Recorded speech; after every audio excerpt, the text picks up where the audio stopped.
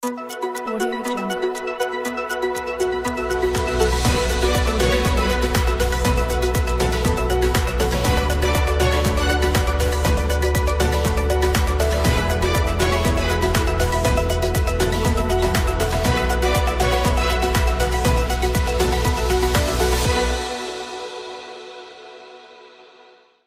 Bubarkan PKI. Saya ini sebetulnya menganggap Bapak itu tidak hanya sebagai presiden, pemimpin besar revolusi, tapi juga sebagai Bapak saya. Gitu.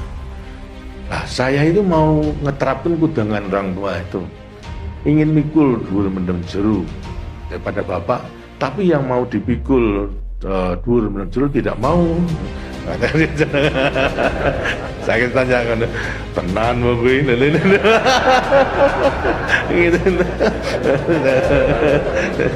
Udah lantas, iya kalau nggak tenan mau saya dimarahi sebenarnya terus datang mari.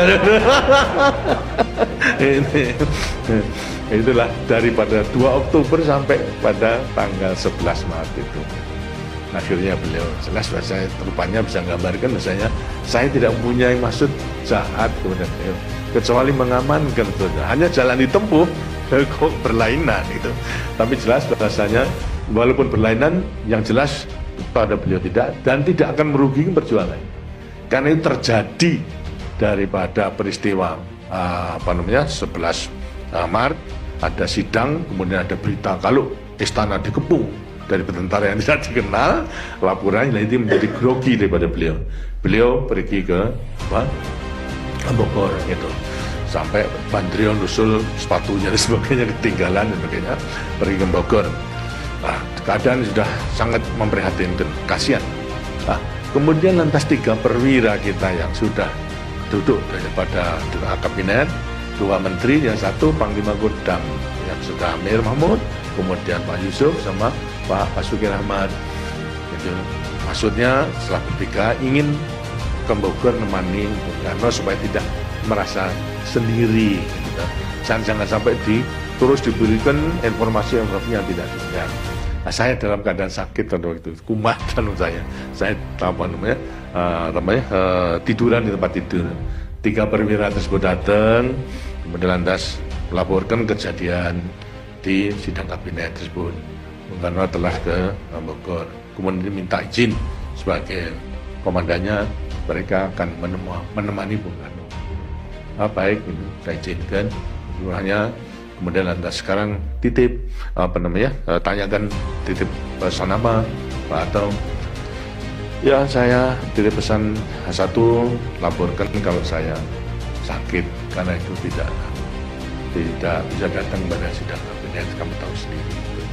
Sampaikan salam saya kepada beliau, dan ketiga sampaikan kalau saya dipercaya keadaan ini akan saya atasi. Itu saja. Di perwira juga tidak tahu maksudnya apa, tapi itu saja sampaikan. Kalau saya dipercayai, kemudian keadaan ini akan saya atasi. Berangkat, akhirnya datang di Bogor melaporkan, ya dimarahi. Itu mereka karena angkatan darat tidak patuh dan sebagainya. Lantas sekarang bagaimana cara mengatasi? Ya, cara mengatasi barangkali dipercayakan kepada Pak Harto. Kemudian lantas kurang percaya apa saya pada Harto? Sudah saya naikkan menjadi anu dan sebagainya. Itu bahkan kali perlu perintah. Akhirnya lantas beliau mengatakan, "Ya, susun saja perintah." Sampai perintah sama Baperdam. 3 Baperdam, Pak Lemena, Khairul Saleh sama Bandrio. Terus menyusun surat perintah 11 Maret. Agak lama, akhirnya beliau taken yang isinya adalah memberikan wewenang kepada saya untuk mengambil tindakan yang dipandang perlu untuk menyelamatkan negara dan bangsa, menyelamatkan revolusi dan Bung Karno. Itu ceritanya. Kemudian malam sampai kepada saya baca, kemudian saya putuskan bubarkan PKI. Itu lantas rapat di Kostrad tanggal 12, jam 1 malam baru selesai, saya tanda tangan, berarti sudah tanggal 12 pada waktu bubaran PKI. Ya itu saja. Artinya saya gunakan wewenang yang kemudian disahkan oleh MPR sebagai ketetapan MPRS nomor 9 itu kemudian hanya saya gunakan untuk membubarkan PKI sebagaimana apa yang saya sampaikan kepada Bung Karno. Kemudian akhirnya kemudian lantas ini barangkali ya entah Sandi Ugal atau gimana, setelah membubarkan PKI, nah semua Waperdam kan dimarahi. Kenapa Harto bukan demikian? Itu entah kirim Pak Lemina itu, terus Waperdam kirim ke Jalan Haji Agus Salim, dulu saya masih di sana. Lantas tengok saya di tempat tidur, saya terima, beliau menanyakan, saya mau manggil saya Mas Harto, ini apa enggak salah itu.